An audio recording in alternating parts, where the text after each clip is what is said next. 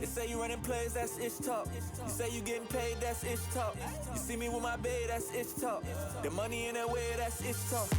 I beg, I beg, I beg, I beg. Yo, time is running out for real. So let's connect, politic, you dig? Welcome to another episode of the Lord Show, Ish Talk TV, live from the cold morning DMV.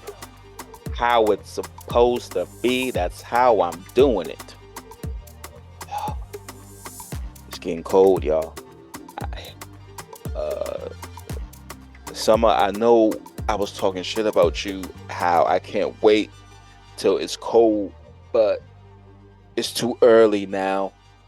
So, Mr. Sun, Mr. Golden Sun, please shine down on me. That's from Miss Rachel, y'all. Y'all know nothing about that.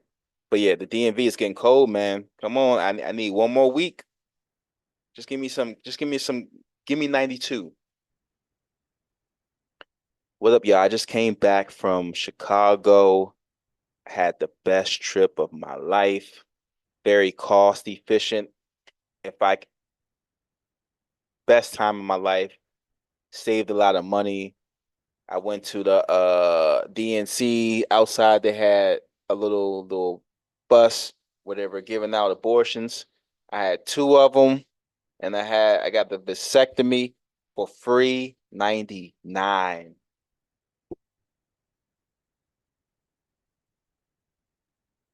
Two abortions, one vasectomy for free 99. Thank you, Joe Biden. Thank you, Joe. Thank you for your service, Joe. Oh, thank you for stepping down, Joe. Thank you. So I can get these abortions.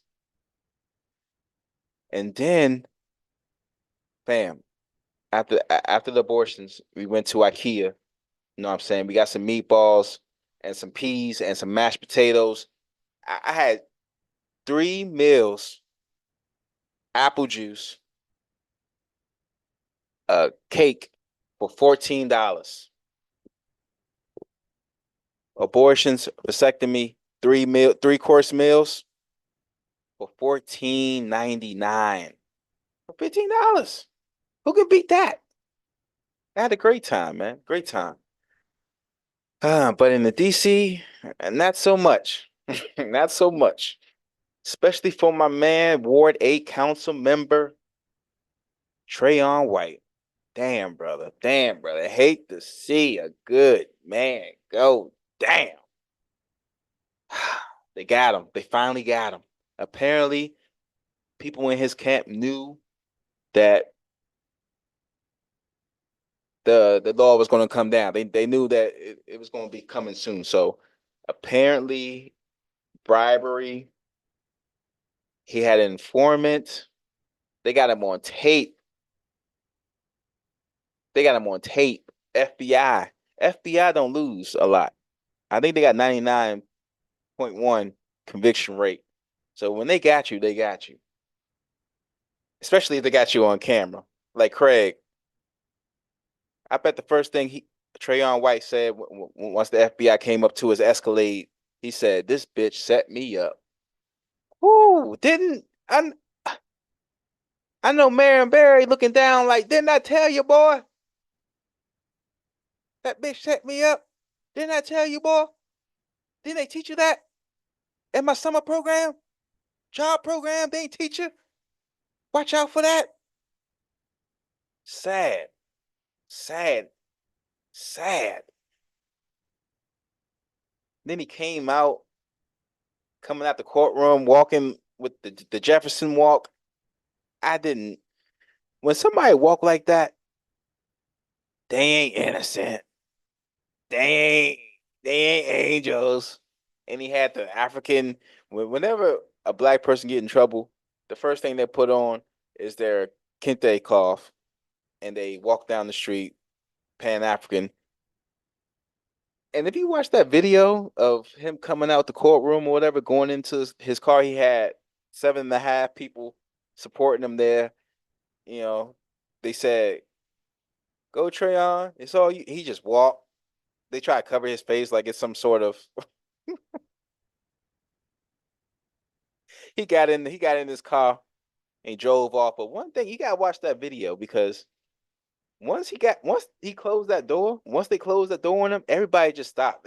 They're like, ah! And once they closed it, like, all right, where you going to now? Where you going? You going to the shrimp boat?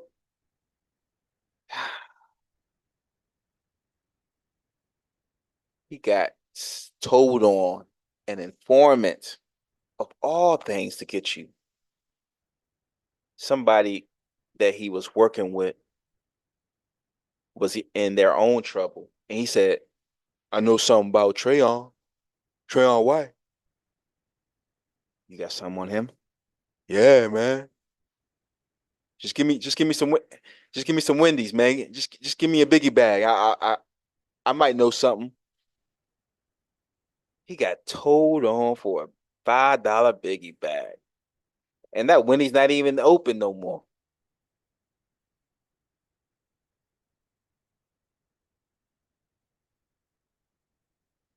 And also I saw online was people saying that don't, you know what I'm saying, don't speak on it, you know what I'm saying. He was a good dude. He was doing some good things. But eventually, temptation, temptation. When you get into that office, you can't be doing nothing because you already know they're gonna get you. It's not about when, but they will. So when you get to that position, you better be squeaky clean. You dig? Some non-violence group. It's always them. It's always the non-violent people doing the violence.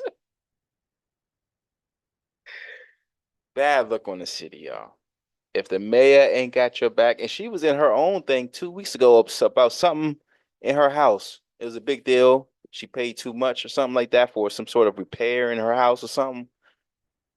I guess she was like, I know something about you.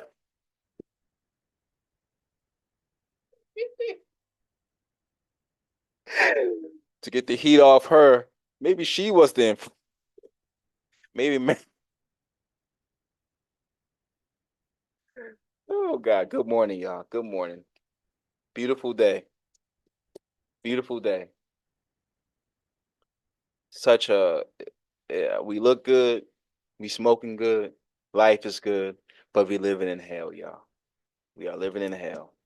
Hope everything works out for him. Uh, yeah, man. What else happened in the DMV? A gay dude got shake, rattled, and rolled at Shake Shack. They put hands, paws, feet, French fry on this gay man in DuPont Circle, all because he kissed his boyfriend. The workers at Shake Shack are on leave because they put hands, paws, and feet, sides, ketchup packages on this gay dude because he kissed his partner. I'm not believing that story. I think it's something deeper for sure. Because if that's if that's they calling it a hate crime, if that's the case, it'll be hate crimes every day. Not just at Shake Shack. You know what I'm saying? I think it might have been gay on gay violence. He saw his ex thing kissing his new thing, and he wanted to make sure the the milkshake was nice on his head. So they so quick to say it's a hate crime when it comes to gay people. I just want to let y'all know. Why y'all so quick on that? Anywho, hope everything works out for him. Hope he gets free fries for life at DuPont. But it's something deeper. To talk about the DNC and my discount on my abortions and my vasectomy in Chicago. My first guest is a writer, producer, and self-described turbo bigot, host of the Red Top Report, Joe Anders. How are you doing, sir? I'm doing great. Thanks for having me on today. We got tons of fun stuff to talk about. I'm ready. Cool. Did I get it right, your last name? Yeah, it's close enough. All right, and my second guest, all the way from Florida. What's it called? The Gunshine State? The Sunshine State. No. He's vice president of Turning Point USA Western Florida, host of the Chatter in the Skull podcast, Noah Witherspoon. What's up, brother? Thank you.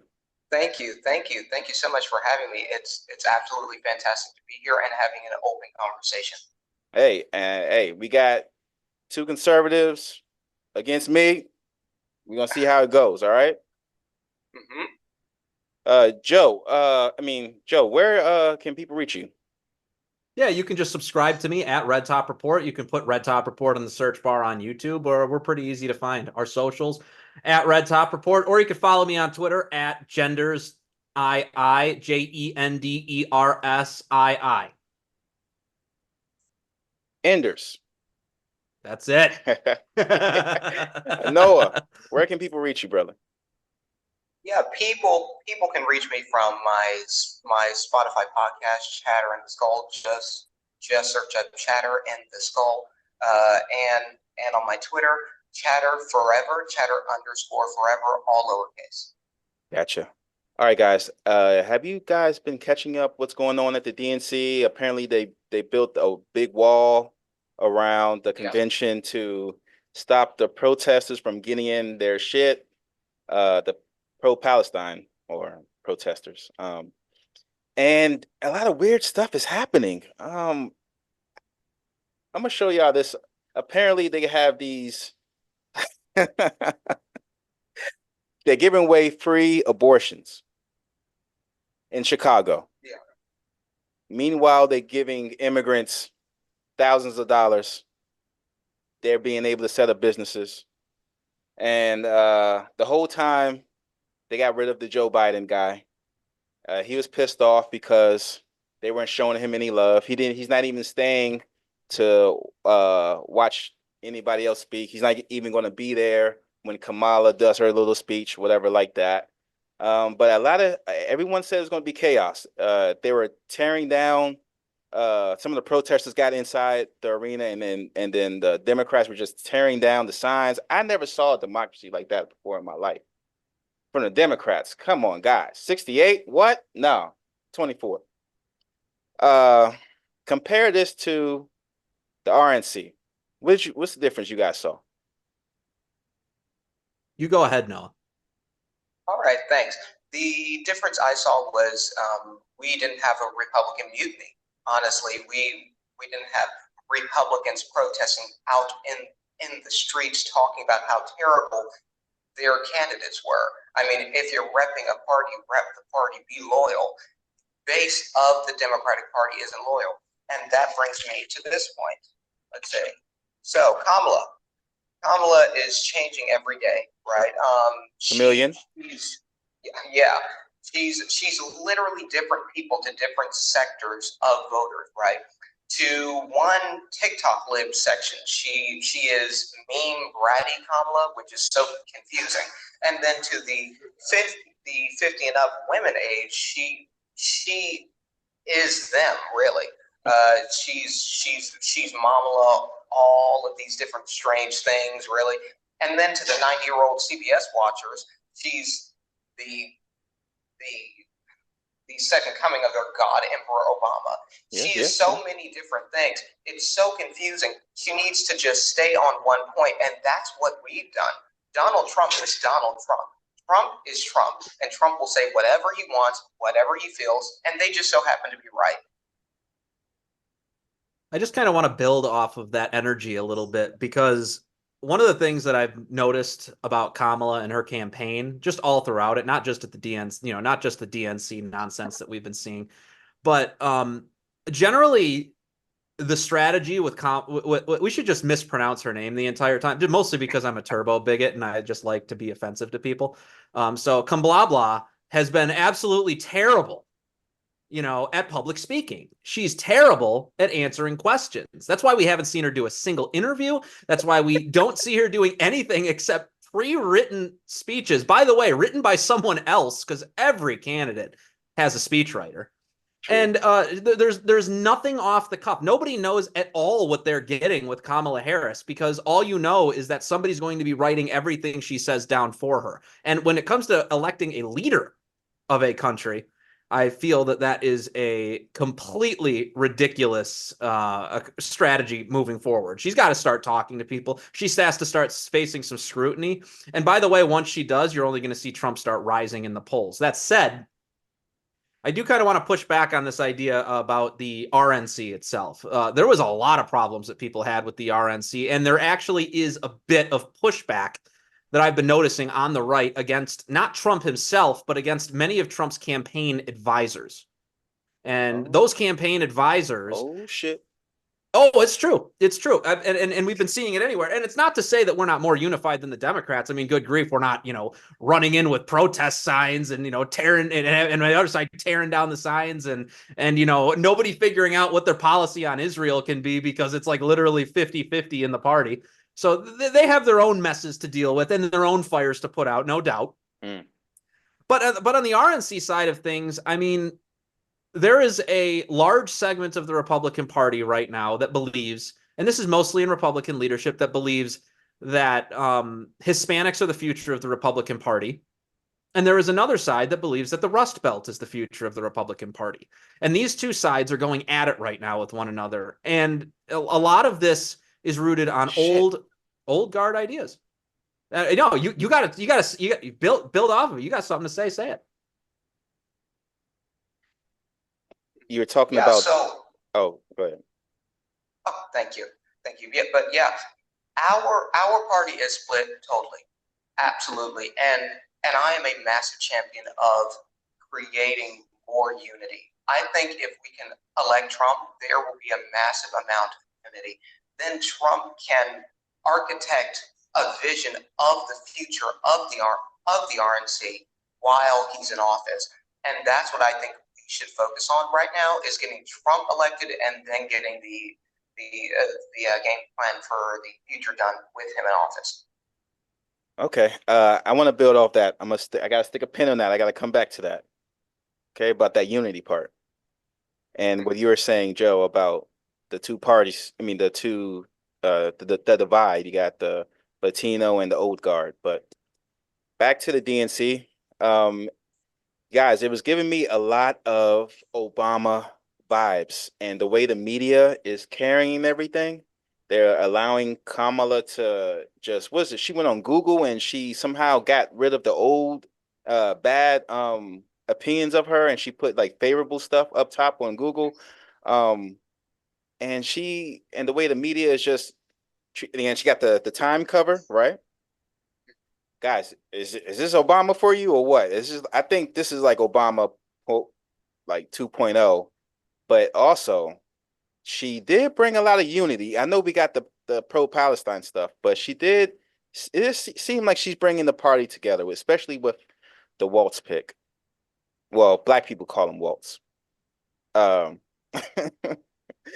yeah, so you disagree? No, I think that it's pretty dangerous. Kamala has some Kamabla, I think. Is that another way I can mispronounce her name on screen? So Kamabla's problem is that she is a so-called, pro-progressive candidate that's defended Alexandria Ocasio-Cortez in the past, defended the Squad, defended the Green New Deal, defended a lot of these, typical progressive talking points in the past. But what we're looking at now is this Palestine issue has really thrown them into a giant frenzy. And not only that, Camilla has a Jewish husband. I hate to sound, I hate to be the anti-Semite in the room, but no, seriously, she has a Jewish husband. So a lot of people are, putting two and two together on that fact.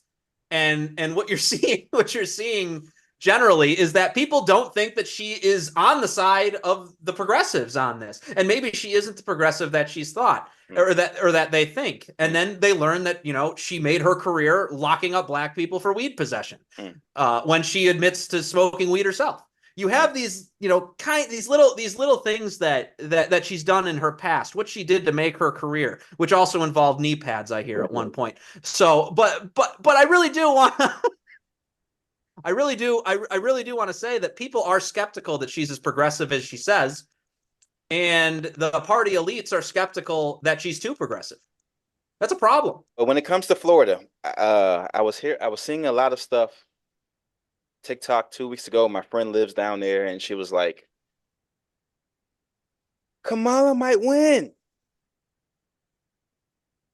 Guys, in my 35 years of living, of voting for Obama twice, watching him drink that Flint water, I never would believe that a Democrat can win Florida. Noah, what's going on, man? No, what's up with your people, bro? Look, Kamala is not winning Florida. 100% she is not winning Florida. Look, even in the state elections, it's a red sweep. What makes people think that in Florida, the most blood red state, has been red since 2000, since Bush, they would ever possibly swing for Kamala? It would never happen. It's out of the question. And this is simply a question of who's the loudest in the room. The loudest voices, as usual, are the liberals. The silent majority is going to take this, and the silent majority is the conservatives, let's be honest. And to build on that, if we're being perfectly honest, Trump's not in trouble in Florida, Arizona, Nevada, and Georgia, of all states. He's in trouble in Michigan, Wisconsin, Pennsylvania, and even Virginia.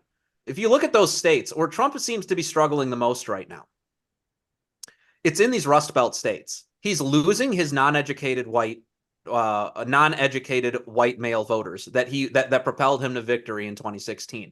I can actually point to a recent CNN poll that came up recently that shows that in May, when it was Biden versus Trump was up 25 points with non-college educated white voters in Michigan, Pennsylvania, and Wisconsin. Now he's only up 14 points. That is an over 10-point loss among non-college between May and August. So this month. August. Okay, so what the fuck happened? So I can explain this a little bit. Trump has hired on two people personally that I personally believe need to be fired. That's Chris LaCivita and Susie Wiles. Susie Wiles managed Florida, and she did a great job managing Florida, but that's really the areas that she would be good at managing. Southern states, that border areas where mass numbers of migrants are pouring across. Now, in the case of Florida, it's not technically a border state. However, there is an ocean where a lot of people like to boat their way from Cuba to, or, all other sorts of, they have a lot of people from other countries just pouring in through their waters. Now, you look at places like Texas, you look at places like Arizona, these are other border states that are being prioritized. And these are the types of states that you could see somebody like Susie Wiles excelling in. Where she does not excel is in the Rust Belt. She does not know how to appeal to white voters. In fact, she doesn't even believe that we should be appealing to these non-college educated white voters. In fact, she flat out said in an interview a while back that we need to replace that electorate with Hispanics if we ever hope to win elections anymore. And she's under the impression that the reason we need to do this is because if we don't feign support from this giant Hispanic minority that continues to grow every single election cycle in the United States of America, Texas is going to go blue, and that's a loss of 40 electoral votes. That's her belief. That would be the prevailing belief of many people in the Republican establishment right now.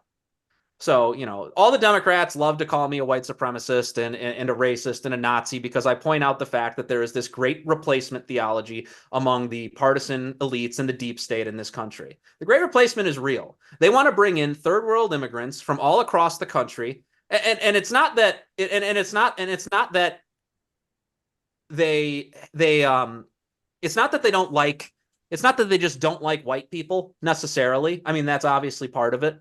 But the main reason that I see a lot of this attitude of great replacement coming forward is because people from third world countries can kind of be cultivated a little bit easier than the existing populations in the United States of red-blooded people that do demand decent wages, that do demand decent benefits when they go in for a job. They want low-skilled, low information people that can be exploited coming into the country. And that just so happens to be the third world right now, where they are still developing a civilization. So, you know, when I look at things from that perspective, they want to replace the Republican electorate with Hispanics. And as a white voter from the Rust Belt, I'm in Michigan, that's a problem. Why do I want to go and vote for that person? Why is Trump bringing up an immigrant to the United States of America to give a speech in Spanish? He did that? Yeah, he did that. That's not something that I want to hear. As a matter of fact, I asked my dad, I was like, what would your reaction be if you went to a Trump rally and you saw some random Mexican dude get up there and start speaking Spanish? And he's like, I will vote Donald Trump. And it's just like, he said, I'd be like, ugh, that's what I'd be like. Because people are sick of that. Right. Noah, we talk about unity in the party. Trump is fucking up. Well, I feel like he's low energy Trump right now. He's all his attacks on Kamala is not really working. They said he said she wasn't black enough, which I'm surprised it didn't catch any like steam, because a lot of section of Black America, they feel the same way, that Kamala's not black.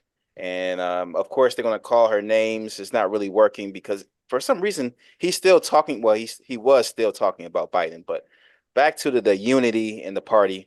Joe, you said that he forgot his people that got him there, his base. Noah, there's a lot of Black conservatives, Latino conservatives out there. How do you feel about that? Look, Trump is doing the best he can with the people he has, and I would like to expound upon what Joe said. Trump does need to fire those two people. He needs to fire them, just like he did on The Apprentice. He needs to fire them. He needs to get them out. But the most important thing to me is this. I did some digging. Trump is spending $100 million with his super PAC on ads alone for Kamala Harris. All right. So as Kamala Harris is splitting herself as different people to different people, she is going to lose because Trump is defining her right now. This is her moment. She needs to make herself known. She needs to pick a person she wants to be. She can't be everything to everybody. All right. She can't be all of these different things. Trump is going to destroy her on what she has said in the past. Trump is going to destroy her on what she has done. It's that simple. Yeah, by saying that she looks like his wife or how he looks better. You really telling me that's going to work? I'm talking about advertising Him spending in the Rust an Belt. hour just talking and people actually leaving the stadium. And look, people were leaving the stadium at a Kamala's first rally. I mean, right after that massive concert. The issue is that Trump does sometimes drag on. Okay, but that's Trump. Obviously, look, the issue is those two people, like Joe talked about. We can't have bad strategists. We need strategy in this election. We need to target the Rust Belt. That is something the rest of Trump's team is doing with that $100 million on ads, right? Defining Kamala, telling everyone the truth about her, right? Now, what comes out of Trump's mouth is a totally different thing. That isn't appearing in ads, right? That is just what's coming out of Trump's mouth, which is really only a passing fad. Policy and ads matter, especially in elections. He is making that known. He is doing that. That's the point. Just to go into this a little bit more. When I look at the strategy that Trump is using, by the way, the person that came up and started speaking Spanish, it wasn't in Arizona, it wasn't in Nevada, it wasn't in Florida, places with, you know, massive Hispanic populations. It was in, I can't remember which, but it was in either Michigan, Pennsylvania, or Wisconsin.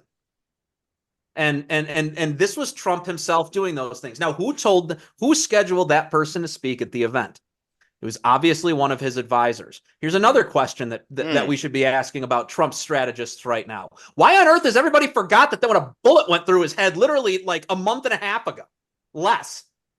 Why do we forget about that? And more importantly, why is nobody even looking into the fact that there is still not a motive for the shooter, and we still don't have a list of people that he has met up with preceding the firing of a gun? Why did Secret Service allow 8 shots to get popped off at the president's head before somebody took him out with a gun, even though they had seen him 56 minutes beforehand with a gun on the roof?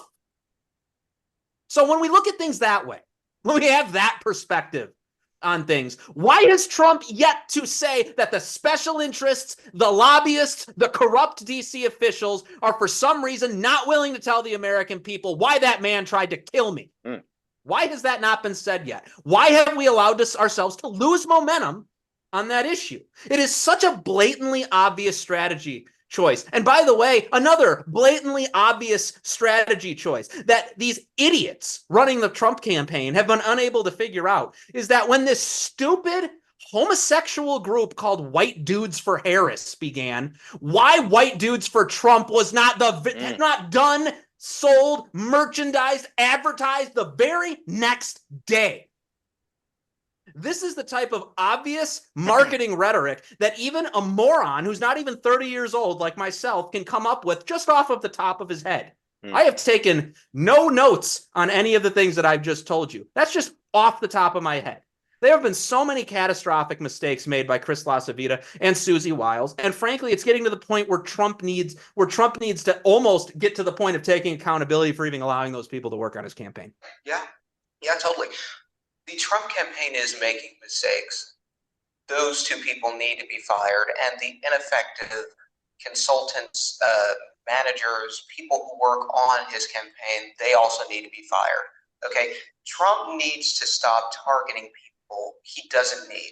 Right now, all he needs is the Rust Belt, and in some swing states, he needs independence. Now, I have facts on this. Rasmussen. All right. Rasmussen reported, okay, Trump is up by 9% on independent voters. 9%. All right. That's astounding. If he could just get that message out there, tell independent voters, hey, I'm the best choice, they will 100% go with him because they see through this whole Kamala sham. Since when do people ask Trump for policy? When has he isn't he just, people go Build for a him wall. just, huh? Build a wall. Build a wall. Has he even said that this campaign? Guys, a lot of people said that he's basically paid for by the Jewish side of some lady, I forgot, the wife of Adelson or something like that. He gave her like the Medal of Honor or some shit like that. Oh, that was such a stupid thing. But she paid so much money in his campaign. Do you guys think he's paid for? Is that why he's not doing too much? After he got shot, somebody tapped him on the shoulder. I actually don't agree with that either. You go ahead first, Noah. Right. No, Trump has been critical of both teams, first of all. Second of all, Trump, if he was bought and paid for, why would he create the Abraham Accords, which created peace, instead of just instigating a war with Israel while he was in office? That makes absolutely no sense. It's just completely irrational and stupid, quite honestly. Okay. How can he get his message better out? A lot of Christians or evangelicals are saying, hey, he's not enough for me. What can he do? Yeah, so he needs to start going out with the JD Vance and start going to the swing states. I'm not sure if you saw, but JD Vance went to Pennsylvania. He killed. It was absolutely amazing. Didn't he ask Trump, for a cheesecake or cheesesteak, and he asked for Swiss cheese or something like that, allegedly? But go ahead.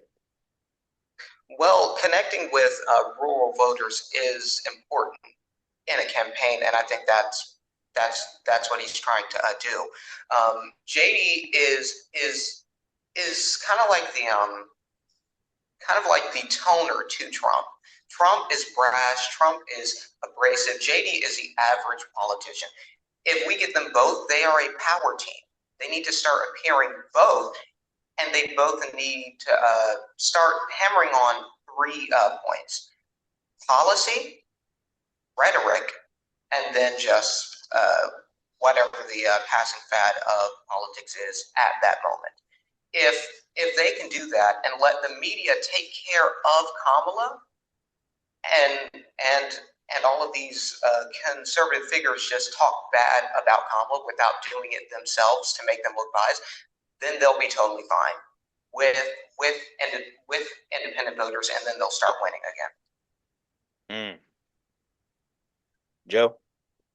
I think that we need to completely restructure the messaging. Completely restructure the messaging. The messaging of the Trump campaign should be 90 to 95%. It should be, we are going to get your jobs back from overseas. We're going to call out the special interests in both parties trying to control what does and doesn't go on, or what does and doesn't happen in our legal system in our country. These gigantic donors. We're going to not start any more wars. We're not going to go to war with Iran. We're not going to go to war with Russia. We are not going to be involved in these conflicts at all whatsoever. No more wars. And most importantly, and here's something that the Rust Belt would really like to hear: no more H-1Bs. No more legal immigrant. We're cutting back on the legal immigration. 10 years, no more immigration. Guys, we are full temporarily. We are full. Nothing. We will take in, we might take in a few refugees that will die if we don't take them in, just out of Christian charity. That's it. We're done playing this game. We're done having our jobs stolen. We're done having our nice, small, rural towns being turned into fentanyl cesspools. You're going to build a wall. We're going to build a wall. And the wall's going to be so big, it's going to be electrified. So if anybody touches it, they turn into a Rice Krispie. Like Jurassic Park? Like Jurassic Park. It'll be able to keep Tyrannosaurus Rex out. That's the type of rhetoric that I want to hear. That's the type of energy I want to hear. out. Okay, but let me play a clip for you. Which is that U.S. economic warfare, which really increased enormously under the Trump administration, has created the greatest humanitarian crisis in Latin American history, certainly for the last 150, 200 years, which in turn has created the greatest refugee flow, again, in Latin American history. 1 out of every 4 Venezuelans has left the country. Some of them are arriving here. Most of them are still elsewhere in Latin America, but they may continue to head in our direction. And the U.S. economic warfare was declared by Trump. It was really a surprise to the experts in the U.S. State Department. The view is that Trump and Marco Rubio, the senator from Florida, were pandering to the right-wing elements in the Latino community there. And so what they basically did, I just want to read what the consequences of this were. Let me just give you a few statistics here. Please. Mark Weisbrod, he pointed out that since Trump declared this, the economic warfare basically closed Venezuela off from international finance. It blocked its exports of oil. It interfered with its imports because you need finance to finance imports. And as a result, Venezuela was already in an economic crisis, but I call it economic warfare rather than. All right, so you guys get the point. So when it comes to that part, what do you guys think about? He's part of the Trump helped cause this Yeah, when you become such a big tent that everybody's welcome, that means that you start to no longer have any values at all whatsoever.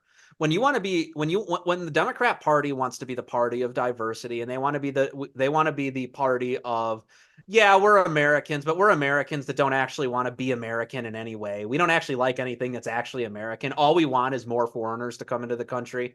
Yeah, you can be that party, but that means that the Republican Party has to be the party of the native citizens of the country. They have to represent the native citizens of the country. They don't want to fill California with a bunch of illegal immigrants so that they can be counted in the census and California can be awarded more electors in the presidential elections.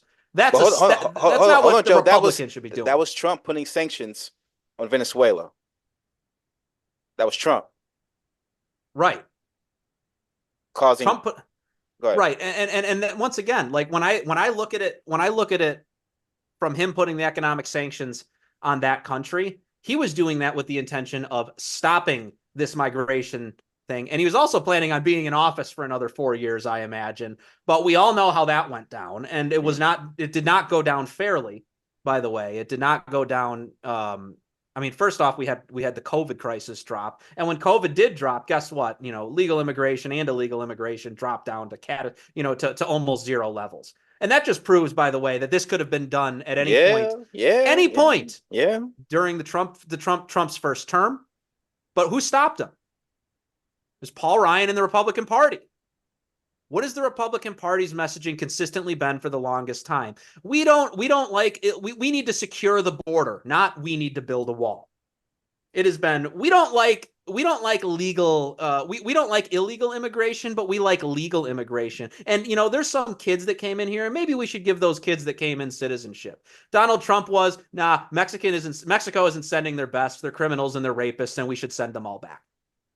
There's different rhetoric between Trump and the Republican Party. And we know because we know that it was the GOP that nuked him, because he did have both houses of the legislature in his first term.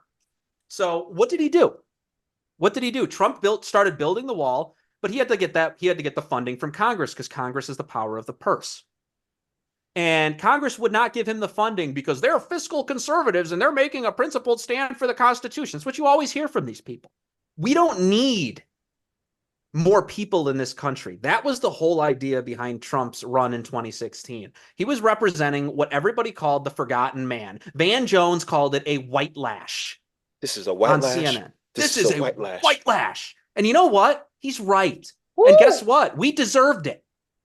Woo! We deserved it. Fentanyl pouring into our communities, people getting addicted to meth, people's parents dying because Big Pharma was overprescribing these opiates to people who had injuries from their dangerous jobs that they'd have been working for decades.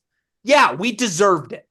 And what did we get? We got Paul Ryan, whose job is to represent these people. By the way, Paul Ryan from Wisconsin. His job to represent those fallen people, those forgotten people.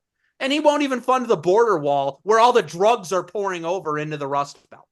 Yeah, that's bad. That's a problem. Noah, when it comes to Marco Rubio and his part in this, what do you think, man? What's going on, man? What do you think is gonna Trump's his pivot? Yeah. Look, Trump is making mistakes, but mistakes are in all campaigns. Once again, we need a complete flush of his campaign, because we are currently enacting a flush on the party. The point of Joe is absolutely right. Absolutely right. We have big interests in our party. We need to absolutely eliminate them. We need a flush of all those corrupt people, and we need to get them out of Congress completely. Now, the issue of immigration, legal immigration is a bit too much. I mean, we can take a look at the UK. They have wild protests with legal immigrants. These legal immigrants are looking to take over the country, and we need to get rid of them, along with the illegal immigrants who make up so much of our country now. They just poured in, along with all of these cartels. If we enact the largest deportation of American history, as Trump has called for, then we will eliminate all those problems. And I think that that's what we should be amplifying in messaging. And the funny thing is that we're not, right? We actually heard Donald Trump, and I know for a fact that he didn't write this because he wasn't even for this in 2016. He said that he wants to staple green cards to diplomas. What are you doing, dude? Who do you think your base is? Who do you think is going to vote for you? And I love Donald Trump. And my policy with Donald Trump has always been let Trump cook. Let Trump be Trump. That's what this has always been about. You got to let the man do what he does. That's what created this electoral miracle that nobody ever thought was possible. I mean, think about this. Michigan, Pennsylvania, Ohio was a swing state at the time. Ohio's a red state now. Mm-hmm. What the hell? That's new. These are all new voters. These aren't loyal Republican voters. These are people who switched over. If you guys want to realize how short of a memory that the Republican Party has, Indiana went to Barack Obama. Indiana. This is the Rust Belt. They are very, very much flippable voters. And when we were the Republican Party of old, and the Republican Party of old, that was all about shilling this idea of right to work and labor unions are bad. How do you expect to win Pennsylvania if you're going to go around saying that labor unions are bad? One of the best things that I've seen from the RNC was them having the head of the Union of Teamsters, who, by the way, has influence over 1.2 million voters, get up there and say, I was finally given an opportunity to speak and reach across the partisan aisle here. And this is what you need, because when you look at who occupies union jobs at the highest rate, it is white married men with children. Those are the most reliable Republican voters if you simply represent them. If you simply represent their interests, if you talk about how public schools are indoctrinating their kids, if you talk about how their jobs are being shipped overseas, if you talk about how illegal immigrants are taking their jobs, that's what they see with their own eyes. And the Republican Party nor the Democrat Party is going to gaslight them into believing anything else. Or that the Republican Party is going to make their state a right-to-work state and completely eliminate their union's negotiating power across the state and lower, and that's going to lead to lower wages and worse benefits for them. Why the hell would they vote for that? Yeah, he wasn't even, the guy from the Teamsters wasn't even invited to the DNC because he spoke at the RNC. Ain't that something? All right, last question, Noah. About there's a lot of people that spoke at the DNC were former Republicans or anti-Trump Republicans. How, what do you guys think the impact of those voters when it comes to the election? Do you think they're going to go to Kamala or they're just going to stay on the couch? Because I think it's kind of big now. A lot of anti-Trump Republicans or former, you guys don't think so? Look, especially the white ones. Yeah. Anti-Trump Republicans, they're just rhinos. They don't really make up a bunch of the Republican Party because they're mostly just the elite of the party. They're mad because Trump took out all the special interests in 2016 and they couldn't make their 100K or whatever. Look, these people don't have any influence. They're speaking at the DNC. It just shows they're disloyal. They're just morons, and that's all they are. They won't really influence the electorate that much, and they won't influence the voters that much. It's that simple. I've been privileged enough to see several of those, and I say privileged with all due sarcasm, to see all of those Republicans against Trump advertisements just plaguing my TV screen when I'm just trying to watch an episode of Smiling French. It's just to me it's so stupid because each time they put up one of them, oh, Trump, they never say what Trump did to them. They just say, I really don't like Trump. And that's it. That's all the ad is from these never Trump Republicans. What they're saying is I basically still agree with Trump on everything, but I don't like who he is as a person. So I'm not going to go out there and vote for him because I think he's a jerk and should be in jail. And I was just like, okay, well, if you're going to go with the Mean Girls for Trump, strategy, you go, girl. You're so brat. But let's be honest, it's not really going to resonate with voters. Okay, guys, I still think he's going to pull it out. He's going to win, but it's going to be close. And I think it's going to be a bigger disappointment than 2016. And I can't wait to watch the people the Democrats just cry when they're looking at the states and they see Trump's little orange face smiling. Victor. I can't wait because I feel like I can't believe I'm not down with the Kamala hype. It was all bullshit. But she has the media on her side and she's fooling enough black people, especially the older ones. But we'll see. Life is good, but we are living in hell right now, gentlemen. Thank you for joining the show.